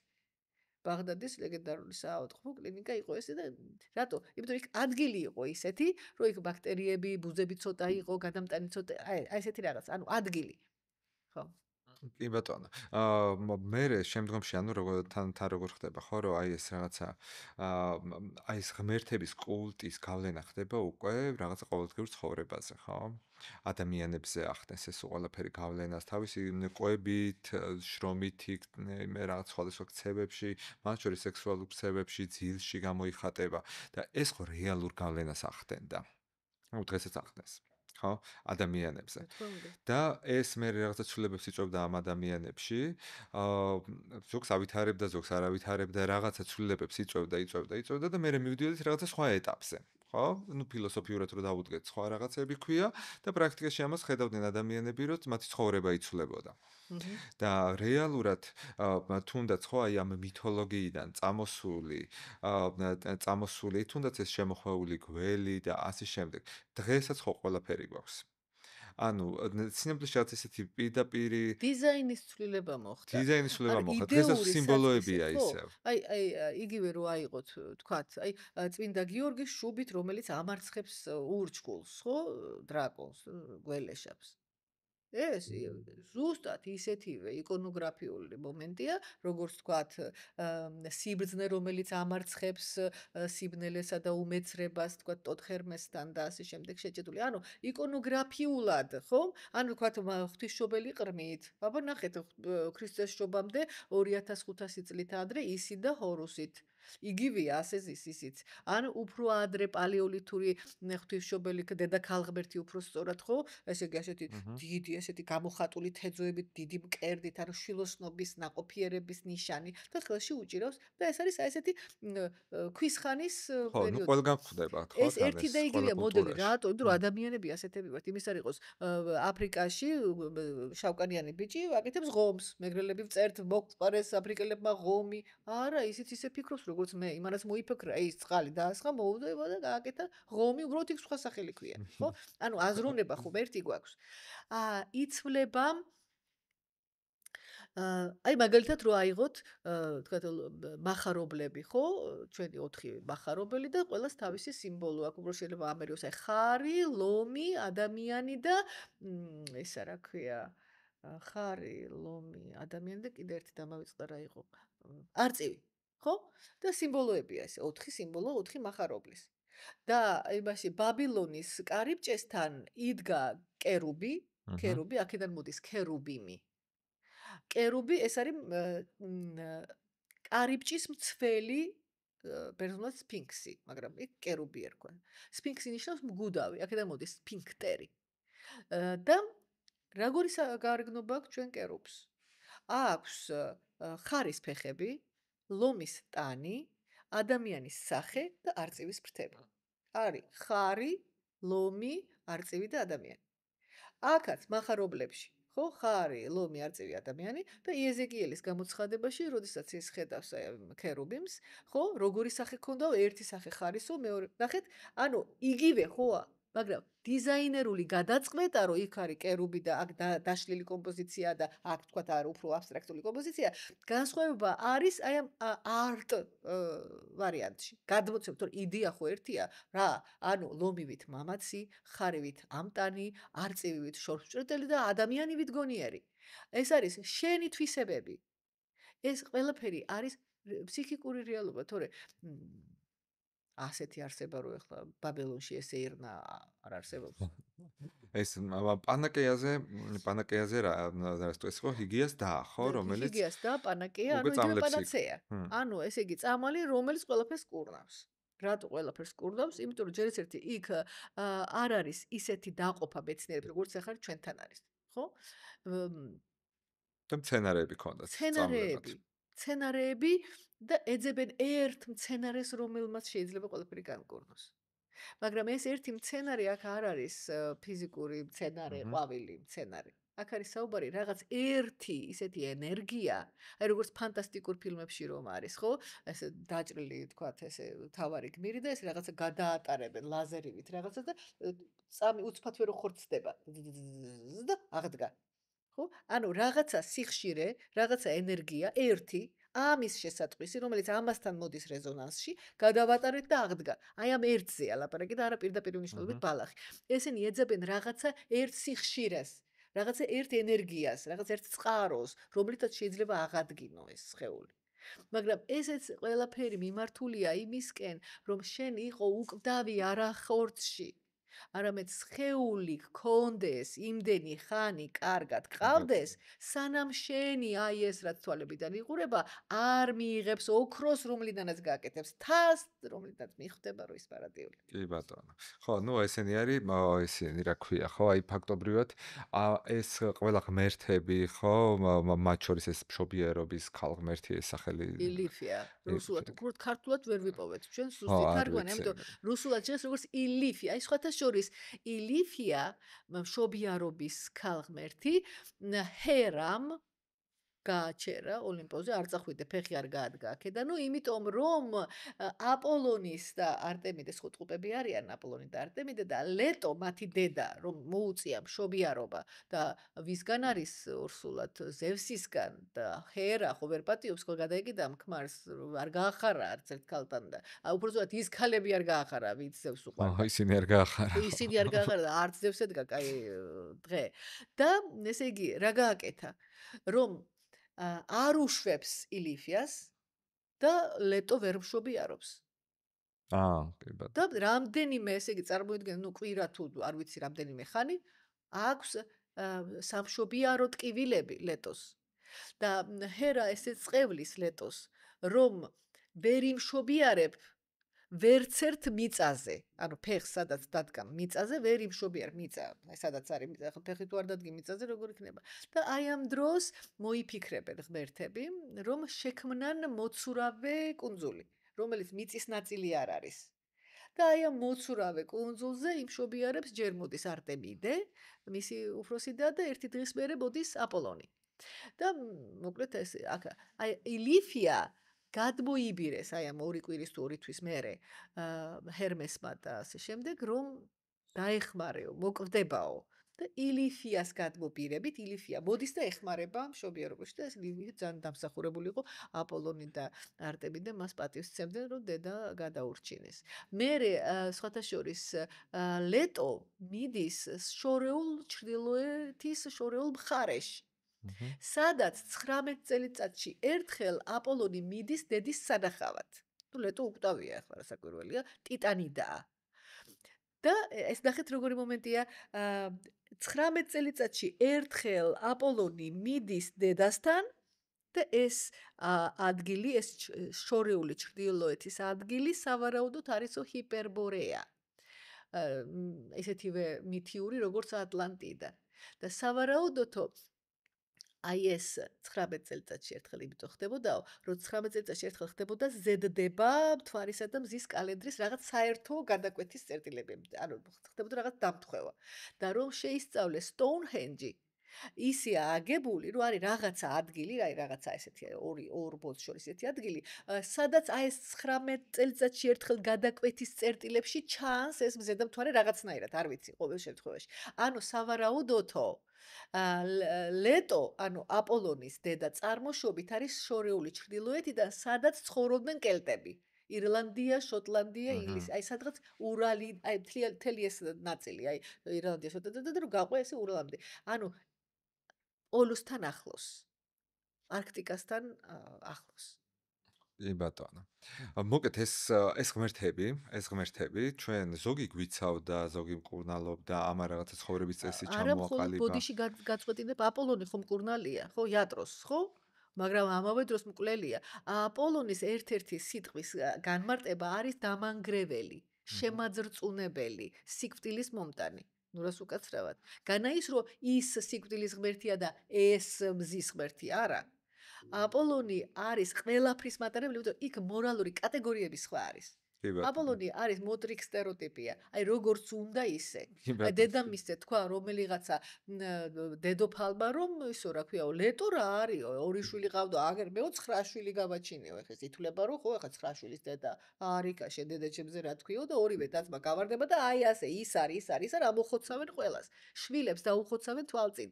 ბოლოს ეხვეწება რომ ეს პატარაო რაღაცა თვეების ბავში არ მომიკლავს და რას ქვია. ანუ აპოლონი ხოცავდა ბიჭებს და არტემიდა ხოცავდა გოგოებს. და ეს პაწაწინა იყო გოგონა. აიღო და დაახალა ის არის. ნუ რას უკაცრავად. მორალური კატეგორიების სხვა იყო. კი ბატონო. მიხვდით? აი ამ წელს კარგ ხასიათზეა და მოსავალი კარგია, იმ წელს ასეთი ხასიათია და ადამიანები ერთმანეთს ჭამდნენ შიმშილისგან. კი ბატონო. მე აი ეს ღმერთები რაღაცნაირად ადამიანებმა უცებ გვერდზე გადადეს.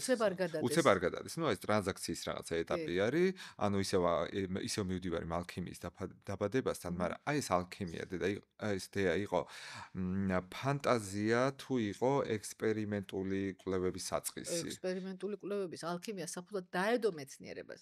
აი ყველაფერს თავიდანებოთ, აი დაწყებული პეტრის ფინჯანით, უბრალოდ პეტრიმ ესეთი ფორმა მისცა თუ ეს ფიალები და ეს ისე რა ქვია დეკანტაციის რეტრაქციის ეს მთელი ეს ლაბორატორიული აღჭურვილობა, გადადენის, გადმოდენის, ფილტრაცია, იმისი ეტაპები, დაშლა, სინთეზი, დაშლა, ეს ხო სულ აზროვნების სტილია. ან ნივთიერებებთან მუშაობა დაიწყეს. ნივთიერებებთან მუშაობა, არა მხოლოდ, ნახე, ეს ლაბორატორიული ალქიმია, ეს არის ცალკე მატერია. მეორე, ეს არის ფსიქოლოგიური, ფსიქოანალიტიკური ალქიმია. იმისათვის რომ შენ შეისწავლო, მაგით ეს უნდა დაშალო.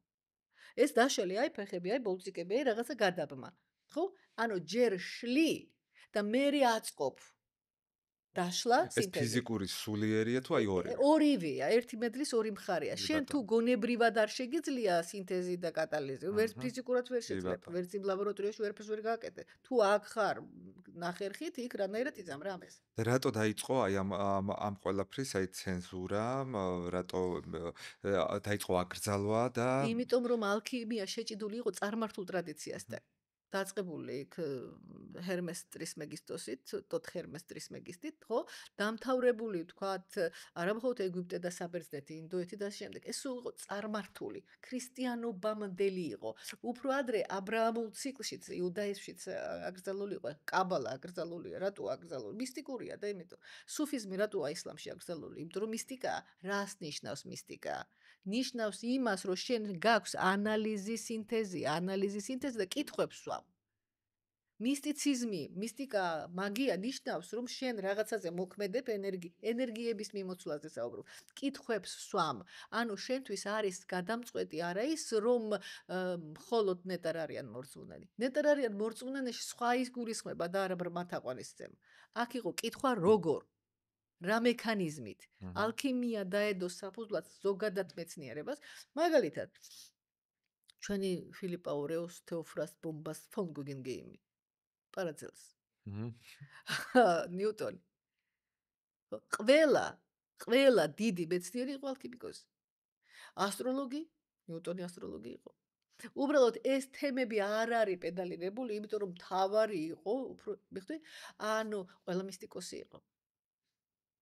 ამათ მაგრამ პარაცელსმა დაუდო და თან ეს სათავე კულტურებში იატრო ძალიან ქიმიაში, აი სამედიცინო ქიმია. სამედიცინო ქიმია, ანუ ბიოლოგიურ ქიმიას რო ვსწავლობდით ჩვენ, ხო? და შენ რო გგონია რომ აი რა თმინდა ეს რა. იმისთვის გინდა რომ ის ელექტრონები და ატომები და ეს გლუკოზა და ეს შენ გივითარებს აზროვნებას, ისეც რომ შენ ორგანიზმს ხედავს სხვანაირად. სულ რომ ექიმად არ იმუშაო. სამედიცინო განათლებით შენ გეცვლება აზროვნება, ცნობიერება და შენ სხვანაირად ხედავ ადამიანს და მოვლენებს. ექიმს აზროვნებაში საერთოდ ხმა რო არ ამოიღო. მე მივხვდები რომ ექიმი ხარ. ხო, ნუ ეგრე უნდა იყოს ესეთ. მე სულ ვამბობ ხოლმე არის რამდენიმე პროფესიები, რომლებსაც არა, არ შემოვიდნენ, ყველაფერი კარგად არის. ეს აი მე მაქვს ესე, აი საიდან დაიწყო ეს პირველი ალქიმიკოსები სად იყვნენ? ბაბილონიდან ვიცით. ბაბილონიდან. კი ბატონო, და მე უკვე ეგვიპტე ისლამურ სამყაროში რაღაცა და იწყება ევროპაში ამ ყველაფრის გავრცელება. აი იდეა როგორ ფიქრობ, რომ დღესაც აქვს თუ არა აი ამ ალქიმიის პრინციპებს დღევანდელ მედიცინაში გავლენა და განსაკუთრებით აი თუნდაც ცხოვრების სტილის ტრანსფორმაციის მიმართულებით აი ამ კონცეფციებში და ასე შემდეგ. ძირითადი პრინციპები არ შეცვლილა. იცვლება იქ თუ იყო ალქიმიკოსის ლაბორატორია, რაღაცა ესეთი მოსასხამი. სხვადასხვა ეს ესეთი კაპიშონი და ესეთი ნიღაბი, ესეთი შავი ჭერის. ხო, რატო? იმიტომ რომ აქ იქონდათ ესა რაღაცა ჩადებული, ნიორი და რაღაცა. რომ არ შემოსულიყო. იმიტომ უკვე იციან რომ ეს ჰაერშია. ხო? და მე მივიღეთ ეს ჩვენ პირბადე, ხო? ეს მოსასხამეც იმიტომ რომ ამ ალქიმიური რეაქციების დროს ეს ორთქლდებოდა. და ეს მე ხო ეს ხსნარის სახით შეიძლებოდა თმეებში სახეზე კანის და იცავდნენ. ეს იყო რა? ის რაც დღეს ჩვენ გვაქვს დამცავი კოსტიუმი. იცვლება მარტო გარეგნული დიზაინი, მაგრამ დედააზრი რჩება იგივე. ალქიმიური პრინციპია დააშლა სინთეზი, ტრანსმუტაცია, ფილტრაცია და ასე შემდეგ. იგივეა აქაც შეცვლილია უბრალოდ რა? დესაკრალიზაცია მოხდა.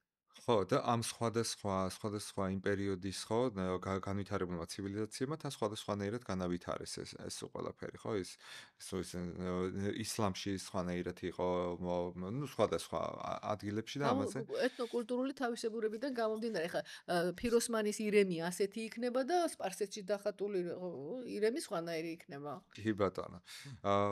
და ეს ხო სხვანაირიც ხო იყო და თან ბევრი რაღაცა დღესაც შემოგრჩა, ხო?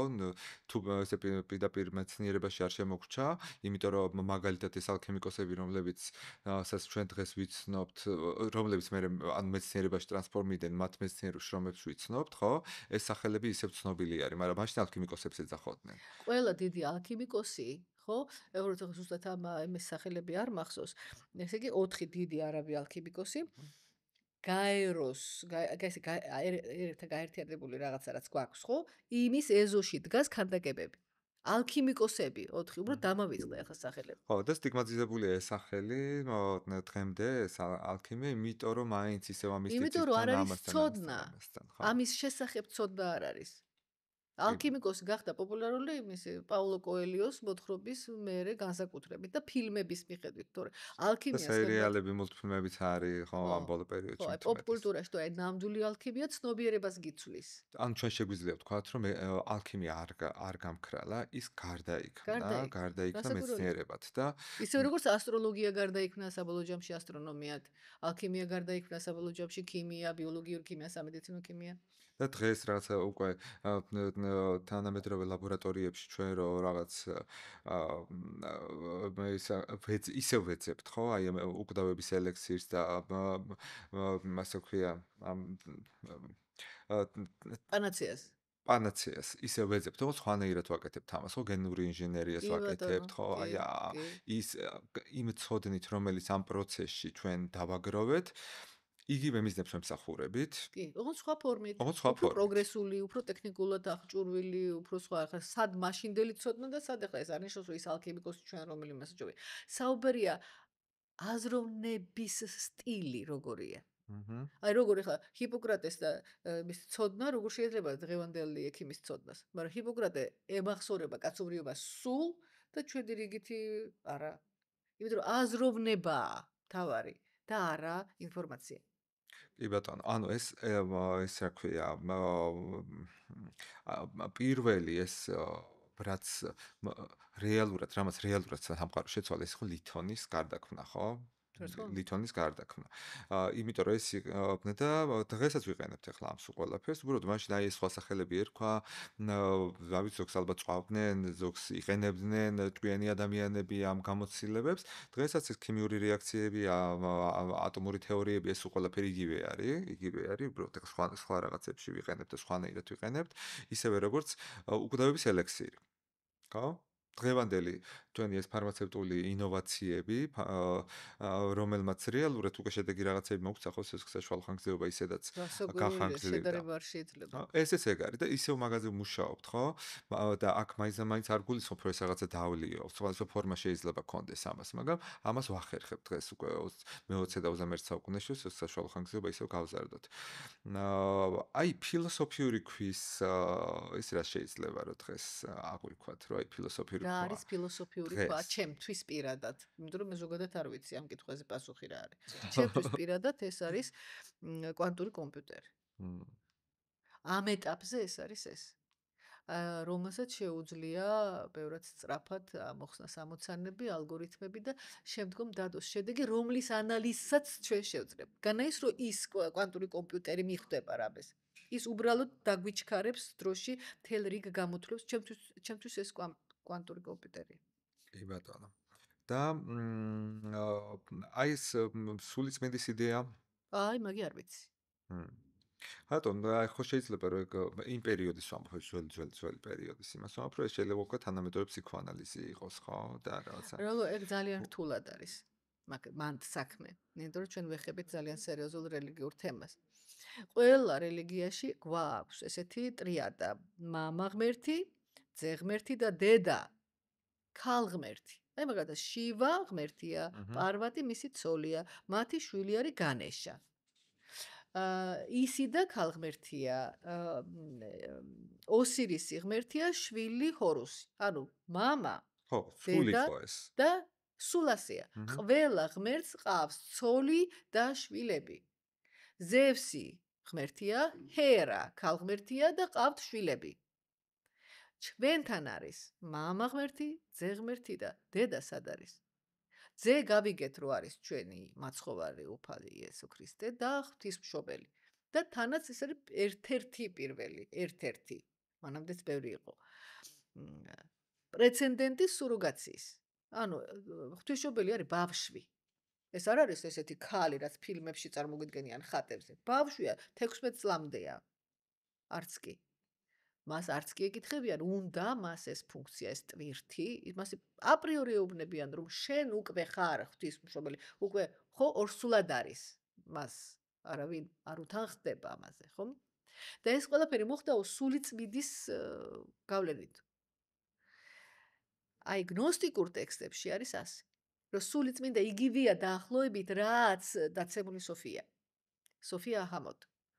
ანუ ის რამაც განასხეულა, აი იქ არის ეს ეონების სისტემა, პირველ საწყისი გამოუთქმელი, ემანირდება და გვაძლევს ეონებს, ანუ ენერგიებს რა, ესეთ დადებით ენერგიებს და აი ამ ერთ-ერთი დადებითი ენერგია რო ღვთაება, სოფია სახელად, ანუ სიბრძნე, ანუ ბოლო ეონია, ანუ რაც უფრო შორდები პირველ საწყის, მით უფრო უხეში და რაც უფრო მაღლა, უფრო ნატიფი და ეს სოფია ხო უკვე შორს არის იმ პირველ საწყისი მამისგან, მაგრამ არა ბიოლოგიური თვალსაზრისით მამისგან, ანუ პირველი წყაროდან და იმ წყაროზე რომანტიული, ეროტიული სიყვარულით განიმსჯვალება. და ის უყვარს, რომელიც არ უნახავს. ის ხო მამაა იდეაში, ხო? პირველ საწყისში ხო მამაა. ანუ შვილსო მამა შეუყვარდაო. და აი ეს რომ გაიფიქრა, რომ მე მინდა ის ვნახო, იმიტომ რომ ეს მიყვარს. ხო? ეს ხო დაცემული ფიგრია, ხო? ესეთი ფილოსოფიური ინცესტია, ესე რომ ვთქვათ, მისტიკური, ხო? აი ამის შედეგად მას უჩნდება შვილი, ეს დემიურგი, იალდაბაოფი. ანუ სოფია უტოლდება, ნახე ეს არის პირველი ის მომენტი, როცა იწყება განსხილვები, რომ სამყაროს ქმნისო jaldabaofi და არა ეს პირველ წყარო. ამიტომ არისო ეს ასეთი მახინჯი. ამიტომ არის ასეთი უსამართლო, ვერ ხსნი. აა განსხეულების პირველი იმპულსი იწყება სოფიადან და აი ეს ახამოთ უკვე დაცემული სოფია, ანუ უკვე აი ამ ფიქრით ინცესტური ფიქრით დაცემული სოფია რო შობს ალდაბოფი იტყვის და არ არის ღმერთი სხვა თუ არა რომ მე, იმიტომ რომ იზოლირებულ სამყაროში ეს აღარ არის ეონთა სამყაროში, პლერომაში არ არის. სხვა ცალკე სიცარიელეშია გაიხედავს გამოიხედავს არავინ არ არის. და ის იტყვის მე ვარ ღმერთი და ჩემ გარდა არ არის ღმერთი სხვა. ეს ალდაბოფის სიტყვებია. ანუ ნახე სული წმინდით ჩაესახა. ანუ განსხეულდა, ანუ მატერიალიზაცია, პირველი პრეცედენტი სოფია, ანუ გნოსტიკური ტრადიციით სული წმინდა არის სოფია. მერე კი დააბრუნეს სოფია და ასე შემდეგ და ყველა ჩვენთაგანის სულში არის სოფიას და jaldabaofis ნაწილი. აი, როდესაც ეს სოფია გაიმარჯვებს jaldabaofsზე, შენ ბრუნდები პლერომაში. ანუ აი სულიწმინდის საკითხი რთულად დგას. თუ ეს გნოსტიკური ელემენტები არ შემოიტანა და თუ შემოიტანა იერესია. კი ბატონო. და აი ხა რამდენ გადავიარეთ აი ეს უზარმაზარი პერიოდი კაცობრიობის განვითარების, ხო? რა ეტაპები და ქვაქვაზე არ დავტოვეთ. დავიწყეთ მითოლოგიით, რომელიც აი ყველაზე უფრო მისტიკური არის, ხო? და ყველაზე უფრო ისეთი მისტიკური ბოდიში უფრო ალქიმიაა ვიდრე ეს მითოლოგია. ხო, არა, მისტიკური კი არ არის, აი უფრო ფანტაზიის, უფრო მეტად სიურეალისტური არის, ხო? მერე უკვე მოდის ალქიმია, რომელიც შედარებით უფრო მატერიალიზებული არის, ხო? და მეტი მისტიკა. მისტიციზმია. კი ბატონო. მოვედით ახლა საბოლოო ჯამში, რომ ალქიმიიდან შემდეგი ტრანსფორმაცია ქონდა უკვე მეცნიერებაში, მტკიცებულებებში და რომელიც უკვე მთლიანად მატერიალიზებული არის, ხო? ანუ ეს საწყისი, რომელიც თავიდან ჰქონდა, სურეალისტური საწყისი, მთლიანად ჩამოშორდა. და მე ხო შეიძლება იფიქრო, რომ ესეც ხო საჭირო იყო, ახლა ჩვენ ვისაუბრეთ ხო იმ პირველ ტაზრებში რა ხდებოდა, ხო ყველაფერი რო ერთად იყო. და მე დაშლა დაიწყო ამ სულ ყველაფერმა და აი ესეთი მარტივი ლოგიკით რო შეხედო, თითქოს ადამიანის დანაკლისი უნდა კონდეს ამის. აქვს რა. ჩვენ შევიკრიბეთ, ესე იგი აქვს. და ის რომ ჩვენ გვიყურებს ვიღაცა და ავად თუ კარგად რაღაცა დასწრას გააკეთებს, ნიშნავს რომ ამისი დეფიციტი არის. ანუ შემთხვევით რომ არის. ხო, მე უფრო რა ლოგიკით ვუყურებდი, რომ რელიგია, რომელიც ცალკე დარჩა ამ ყველაფრისგან, რომელსაც იდეაში შეეძლო, რომ ეს მატერიალიზებული მეცნიერების ეს დარჩენილი სივრცე ამას შეევსო, რაღაცა მე მგონია მაინც უფრო ათეისტური იმისკენ მიდის ტენდენციები სამყაროში და თითქოს უფრო პირიქით უნდა ყოფილიყო, მაგრამ რაღაცა მე ესე არ მგონია. შენ ესე არ თვლი? ათეიზმიც ეს ისეთი საკითხია.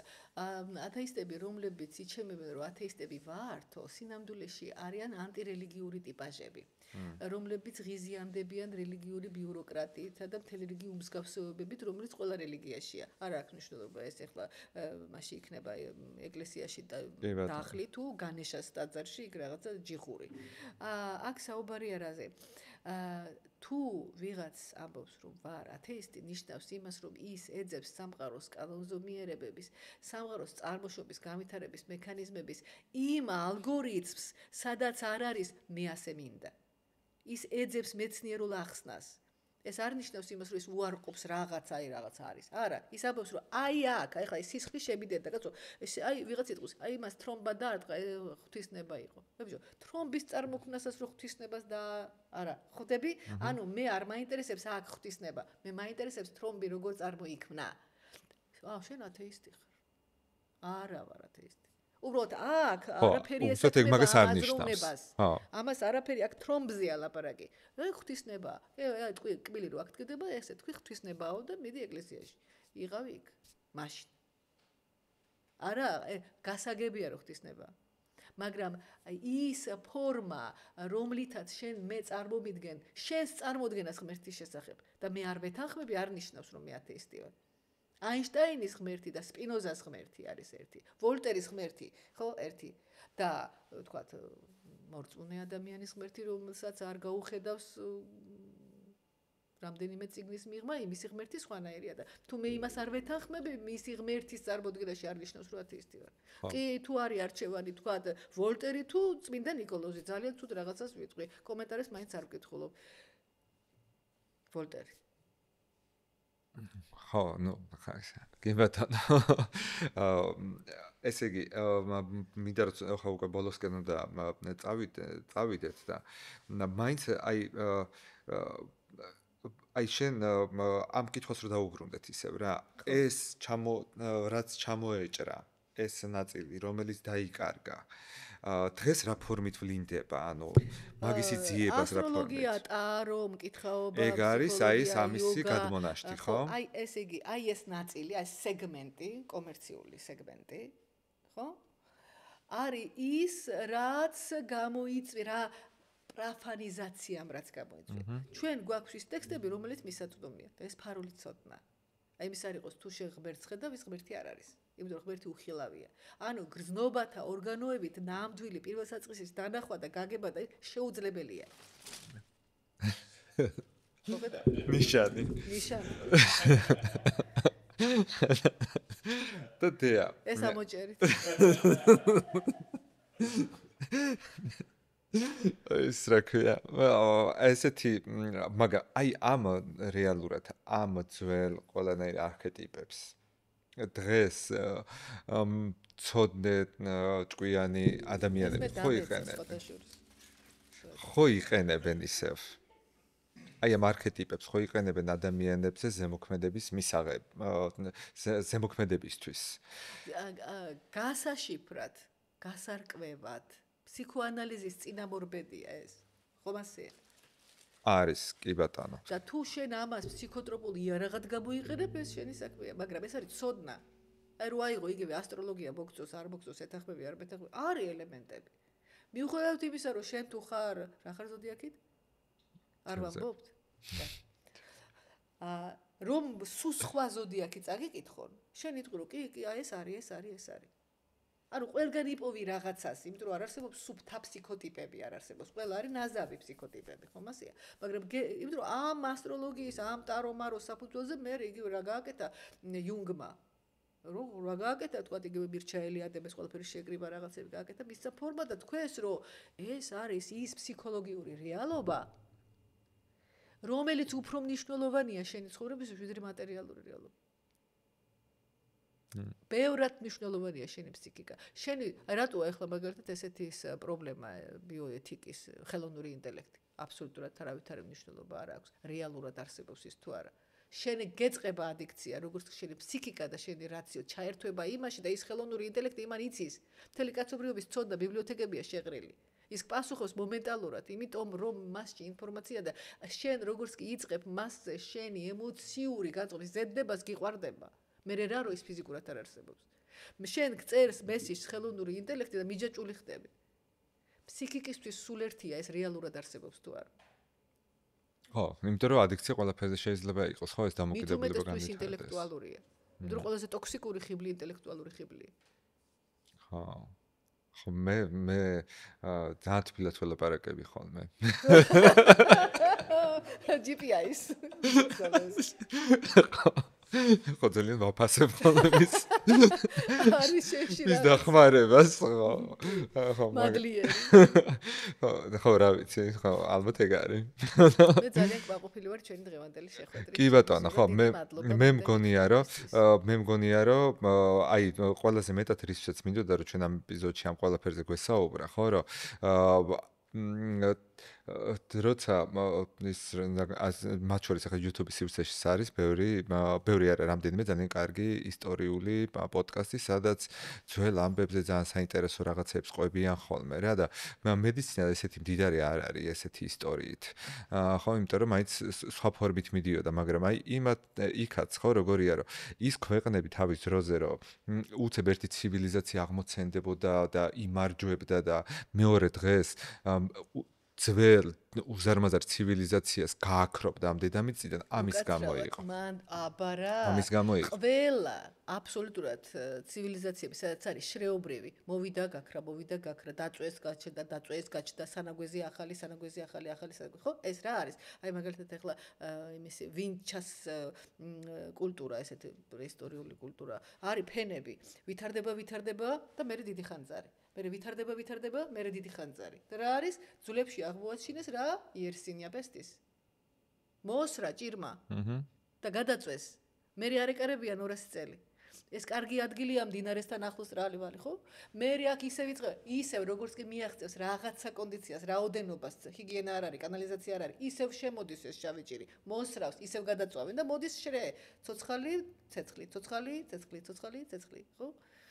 ის იყო. რა, როგორც კი მედიცინა ჩაერია და აი ამ ძვლებში მერე ცალკე არის ჰაპლო ჯგუფები, მიგრაცია, ვინსაიდან მოვიდა ესა გენთა ისა კომბინაციები. ინფექციით მივხვდით ცივილიზაციების კოლაფსის მიზეზი რა იყო? ეპიდემიებია. კი ბატონო, და გამოგონებებიც. ვიღაცამ მეტალი გადაამუშავა, სხვანაირი იარაღი შექმნა და ეს კულტურა ბრინჯაო რკინაში გადავიდა, უკაცრავად პასუხია ბრინჯაოს მოსპეს. ყველაფერი რატო ის მოდის რკინის იარაღით, ბრინჯაო ტყდება, მოქმედებისთანავე და გაიმარჯვება ის რკინა ქონდა. ალქიმიკოსები ცვლიდნენ სამყაროს და ცვლიდნენ ცივილიზაციებს, მთელი ისტორია სხვადასხვა გადაწერეს. მეტალურგია არის ალქიმიის მთავარი პლასტი. კი ბატონო. ვინც იცოდა, აი გახსოვს კონსტანტინე, ხო? მელქისედეკი. ხო? იმან იცოდა აი ის ცივად რთობის, ხო? რა ცივად რთობა მეტალის ნიშნავს, რომ ეს მეტეორიტული რკინაა. იმას რაღაცას დაამატებია და გლეჭს ყველაფერს. თან წაიღო. რატო? ალქიმიკოსი იყო და იმიტომ. მელქისედეკი ალქიმიკოსია თავისი აზროვნებით. მეტალურგიის საიდუმლოება იცი და სამყარო შენია. თუ გაქვს მარილი თაფლი, წიწაკა და სანელებლები. ბატონი ხარ საზოგადოების. მარილით, წიწაკით, თაფლით ინახავ ყველაფერს. შემნახველია, მაცივარი არა აქვთ. აბა ეს გაქვს შენია, ესე იგი გადაარჩენ, ხო? თუ გაქვს საუკეთესო ფოლადი, ყველაფერი შენია. თუ საზოგადოების სათავეში ხარ ტიპი, რომელსაც შეგიძლია მართვო განათლების სისტემა და ფარმაცია საზოგადოება შენია, რასაც ასწავლი. იმ ყაიდაზე გადაგყავს და რაც წამალსაც მისცემ იმით. ანუ ეს არის მართვის სადავე. განათლების სისტემა და მედიცინა. კი ბატონო, და ესე იყო ფორმები იცვლებოდა. ფორმերը ვიღაცამ პირველი უკვე ცეცხლსასროლი იარაღი გამოიგონა და ის გახდა დომინანტური. კი ბატონო. ყველაფერი ჩვენია. და დღესაც იგივე ხდება. და აი ყველა სამწუხარო მომენტი ეგ არის, რომ მაგას ვერ ხვდებით, რომ ჩვენი მეზობლებისგან მსგავსად თუ რაღაცა, რომ დღეს ტანკებითა და თოფებით აღარ ხდება. ეგ ის ეტაპი იყო, გადავიარეთ დიდი ხნის წინ ეგ ეტაპი, დღეს ისევ მეცნიერების მიღწევებით დომინირებენ ის ქვეყნები, ვინც არიან ძლიერი მდიდარი ქვეყნები, სადაც ადამიანები დიდხანს ცოცხლობენ და ბედნიერად. რო ენიგმას ფორმულა მეცნიერებმა არ გაშიფრეს ეს დამავიწყდა გვარი ვერ ვიხსენებ. ტიურინგი. რა? რომ არა ის ვერცერთ გემს ვერ აღმოაჩენდნენ. ომი მოიგეს მეცნიერებმა და არა პატრიოტებმა პლაცკაგუბცებით. კი ბატონო. ზოგადად ომს იგებენ მეცნიერები, სხვადასხვა სახელები ერქვათ სხვადასხვა დროს. ხო, ეს მინდოდა უბრალოდ, რომ ჩვენი პირველი პოდკასტი, რომელიც ამ მიმართულებით ცოტა ისტორიულ ნაწილს შეეხებოდა, ყოფილიყო აი ესეთი, რომ შთაბეჭდილება შეგვექმნა, რომ რეალურად მედიცინის ისტორია მართლა მე-19 საუკუნეში არ იწყება და მას დიდი საფუძვლები ჰქონდა, უბრალოდ სხვადასხვა ფორმები ჰქონდა და ეს ფორმები იყო ხოლმე გამოძახილი ადამიანების შიშებზე, იმ განწყობებზე, იმ ცხოვრების სტილზე, რომელიც იყო და როცა რაღაც აწუხებდათ, მე რაღაცებს იგონებდნენ და მე ცვლიდნენ, უბრალოდ ადრე უფრო ნელა ხდებოდა, დღეს უფრო სწრაფად ხდება. ძალიან დიდი მადლობა, რომ დამეხმარე ამ ამბავში და ესეთ საინტერესო რაღაცებზე ვისაუბრეთ და მომიყავი.